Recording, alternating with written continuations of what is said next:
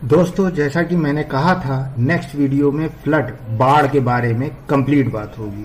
तो इस वीडियो में हम बात करेंगे बाढ़ कहते किसे हैं, बाढ़ के मुख्य प्रकार क्या हैं, बाढ़ के बेसिक कारण क्या हैं, उसके प्रभाव, बाढ़ प्रबंधन या फ्लड मैनेजमेंट, भारत के उन क्षेत्रों की भी बात करेंगे जहां हर साल बाढ़ आती है।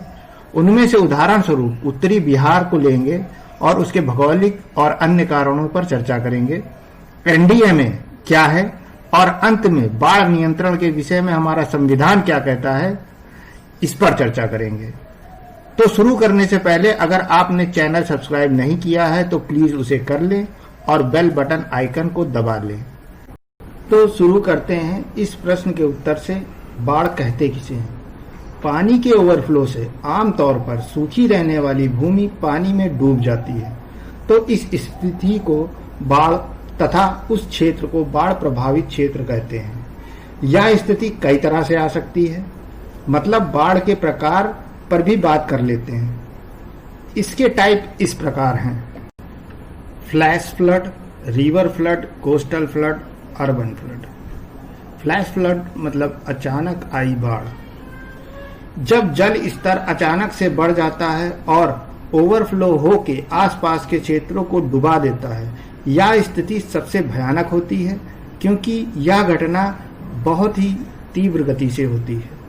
अगला है रिवर फ्लड यानी नदी की बाढ़। लगातार वर्षा या बर्फ के पिघलने से नदी की क्षमता से अधिक उसमें पानी आ जाता है और ओवरफ्लो की स्थिति बनती है, जिससे नदी की बाढ़ आती है। लेकिन यही घटना तेजी से हो तो फ्लैश फ्लड प्रकार की होती है। नेक्स्ट है तटीय बाढ़, कोस्टल फ्लड। जब तूफानी लहरें उच्च ज्वार या बड़ी लहरों के साथ मिल जाती हैं तो समुद्री तट के क्षेत्रों को जलमग्न कर देती हैं, इसे हम कोस्टल फ्लड कहते हैं। आगे है अर्बन फ्लड। जब वर्षा की मात्रा शहरों की जल निकासी व्यवस्था से अधिक होती है तो शहरी बाढ़ का कारण बनती है। उन बेसिक स्थितियों को समझते हैं जो बाढ़ को लाते हैं, जिनको यहाँ पर कुछ चित्रों द्वारा दर्शाया गया है। यहाँ कंडीशन एक है जो कि नॉर्मल है। इसमें किसी वाटर बॉडी को एज्यूम किया गया है जिसकी क्षमता 1000 है और पानी के आने की मात्रा और निकलने की मात्रा दोनों 100 है या बराबर है। यहाँ एक समान स्थिति है जहाँ ओवरफ्लो नहीं है। इस समान स्थिति में परिवर्तन आ जाने से यह जल निकाय वाटर बॉडी ओवरफ्लो करने लगती है। ये स्थितियां इस प्रकार बनती हैं।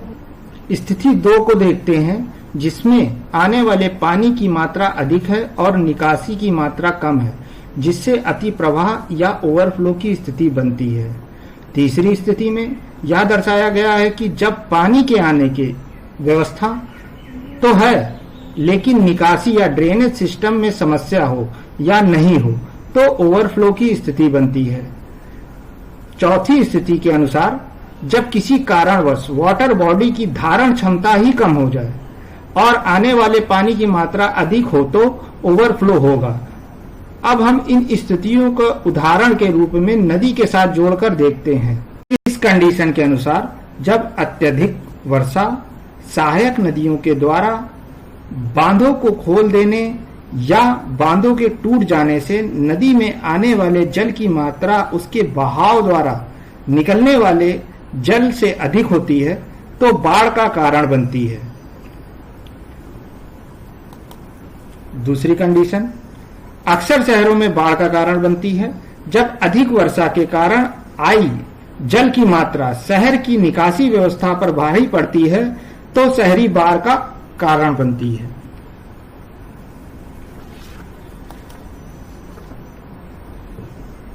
तीसरी कंडीशन तब बनती है जब नहरों नालों के तल में कूड़ा कचरा या नदियों में उनके द्वारा लाए गए सेडिमेंट यानी गाद जमा होने लगता है तो उनकी धारण क्षमता कम हो जाती है, जिससे थोड़ी मात्रा में वर्षा होने पर ओवरफ्लो की स्थिति बन जाती है और अगर अधिक वर्षा हो जाए तो बाढ़ आ जाती है। अब इन सभी स्थितियों को एक साथ देख लेते हैं जब किसी वाटर बॉडी में निकलने वाले पानी की मात्रा से अधिक पानी आ जाए, बहाव या निकासी रुक जाए या धारण क्षमता में कमी आ जाती है तो ओवरफ्लो होता है और बाढ़ आती है, जैसा कि इस चित्र में दर्शाया गया है। यहां पर बाढ़ के आ जाने से होने वाले प्रभाव पर चर्चा करेंगे। बाढ़ का परिणाम नकारात्मक या सकारात्मक दोनों तरह का होता है। वह डिपेंड करता है उसके स्थान, अवधि, गहराई, गति पर। इसमें से कुछ नकारात्मक परिणाम इस प्रकार हैं: मानव जीवन की क्षति, संपत्ति की क्षति, फसल का नष्ट होना, पशुधन की हानि, लाइफ स्टॉक, स्वास्थ्य का बिगड़ना, जल जनित बीमारियां, वाटर बॉर्न डिजीज आती हैं। बुनियादी ढांचे को भी नुकसान होता है, जिसको इंफ्रास्ट्रक्चर भी बोलते हैं। इसके अंतर्गत साफ पानी की आपूर्ति का विनाश होता है, अवशिष्ट जल उपचार, बिजली, परिवहन, संचार, शिक्षा और स्वास्थ्य जैसी सुविधाओं की हानि होती है। क्रय शक्ति में कमी आती है, मतलब परचेजिंग पावर में कमी आती है। बाढ़ के मैदानों में भूमि की मूल्य का नुकसान होता है, मतलब फ्लड एरिया के प्लेन्स में भूमि की वैल्यू कम होती है, जिससे समुदाय को आर्थिक कमजोरी का सामना करना पड़ता है। मनोवैज्ञानिक प्रभाव में, साइकोलॉजिकल इफेक्ट्स में, प्रियजनों के नुकसान होने पर साइकोलॉजिकल इफेक्ट्स होते हैं। अब हम कुछ सकारात्मक परिणाम भी देख लेते हैं बाढ़ के। प्रमुख पारिस्थितिकी तंत्र के कार्य और जैव विविधताओं को बनाए रखता है बाढ़ का आना। नदी को आसपास की जमीन से जोड़ता है। भूजल पुनर्भरण होता है, मतलब एक्वाफर रिफिल होते हैं बाढ़ के आने से। आर्द्र भूमि भरता है, मतलब वेटलैंड रिफिल होते हैं। तलछट में आसपास के क्षेत्रों में पोषक तत्वों का फैलाव करता है बाढ़। यहां हम बात करेंगे फ्लड मैनेजमेंट की। इसके द्वारा बाढ़ से होने वाले नकारात्मक प्रभाव को कम किया जा सकता है। ये उपाय इस प्रकार हैं: अपवाह की कमी, मतलब रिडक्शन ऑफ रन ऑफ। कैसे करेंगे? जल ग्रहण क्षेत्र में वनीकरण करके। जल ग्रहण क्षेत्र, कैचमेंट एरिया, किसी नदी या वाटर बॉडी की क्षैतिज विस्तार की अधिकतम सीमा है, जो नदी या वाटर बॉडी में अधिकतम मात्रा में पानी आ जाने से होती है। इस चित्र में रेड लाइन से इस वाटर बॉडी की कैचमेंट एरिया को दिखाया गया है। ये है वाटर बॉडी या नदी। इसके और इसके बीच में जो ये एरिया है, ये कैचमेंट एरिया कहलाएगा। इसमें अधिकतम पानी आ जाने की वजह से इसकी अधिकतम क्षैतिज विस्तार यहां तक होगा।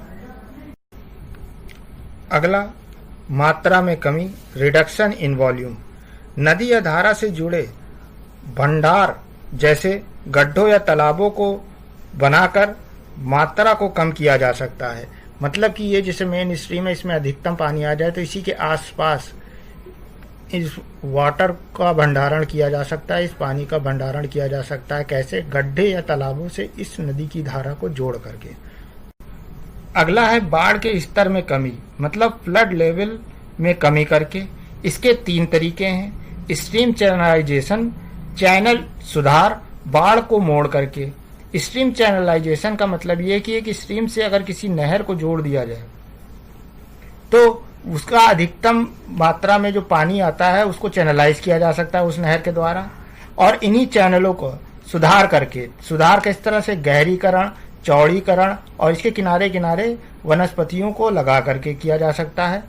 और बाढ़ को मोड़ करके भी इसके लेवल को कम किया जा सकता है। जैसे कि इस स्ट्रीम में अधिकतम पानी आ जाता है, इसको अगर नहरों द्वारा मोड़ करके धान के खेतों या सूखे इलाकों तक ले जाया जाए तो फ्लड लेवल को कम किया जा सकता है।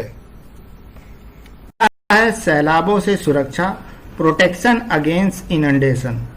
तटबंधों या इम्बैंकमेंट्स बनाकर हम बाढ़ों के नकारात्मक प्रभाव को कम कर सकते हैं।